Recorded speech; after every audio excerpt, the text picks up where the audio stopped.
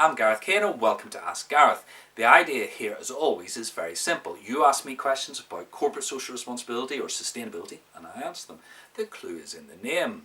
Now, we're recording this at the very start of 2016, so Happy New Year to you if you're watching this in real time. But what I get asked a lot at the end of one year and the start of another is, what are my predictions for the year ahead? And this year I've given contributions to Anthony Day of the Sustainable Futures Report and Lee Pett's REMSOL, and I give what I think might happen in the year ahead, but I always put a couple of caveats in, very important caveats, and I would like to develop them in this edition. The first caveat is the only thing that is predictable about the future is its unpredictability. Now, just think of the last year, 2015, where we ended up with this fantastic Paris Agreement of all 195 countries signing up to not just meet a 2-degree rise in temperature as a cap on climate change, but 1.5. That's quite incredible. I certainly wasn't expecting that. I also wasn't expecting oil prices not only to stay at a low price, but to actually fall slightly. And most people would have struggled to predict that despite that very low oil price, the renewables revolution would continue. The future is very unpredictable. There's a lot of noise. Which takes me to my second point, which is that noise can distract us from our long-term goals.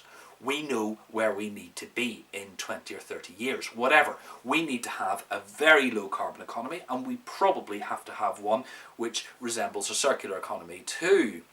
But if we get fixated on all these short-term fluctuations, we will find far too many excuses not to act now. And we need to act now to deliver that goal in 20 or 30 years' time. So, how do we break free from this thing that's quite often called the tyranny of the present, all this short-term concern, and start delivering on our long-term goals? Which takes me to my third point, which is backcasting is better than forecasting. Because all this attempt to predict the future and adapt to it is what we call forecasting. We start here and we look forward and see where we might want to go. Now, with my clients, when we're doing sustainability strategies, I like to flip that round and do backcasting. So instead, we look forward, say 10 years would be a typical length, and we create a vision of that organisation if it had met its sustainability goals.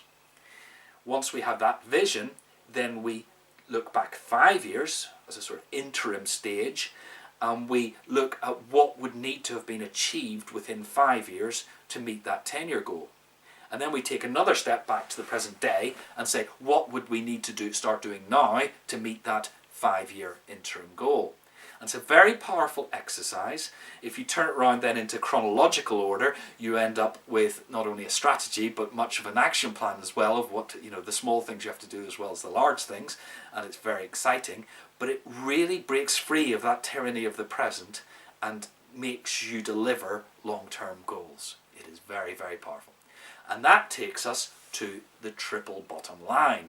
And this time it is, and this is an old cliche I know, but the only way to predict the future is to create it. Okay, if you found those thoughts useful, then please do share this video with your friends, colleagues, anybody else who might find of interest. If you would like to add your contributions, please do below the video. It's always great to get a debate going, see what people think. Do you agree? Do you disagree? Am I being hopelessly naive? Have I missed something out? You let me know and we'll have a bit of a barney about it. If you want to get every future edition of Ask Gareth, and why wouldn't you, please go to www.terrainfirma.co.uk and sign up to the Low Carbon Agenda. That's my monthly email newsletter, and you will get every Ask Gareth and a whole lot of other free stuff as well. And remember, whether you're making incremental improvements to the environmental performance of your organisation or facilitating massive step changes in sustainability, it all counts. You're making the world a better place, and you should be proud of that. Till next time, goodbye.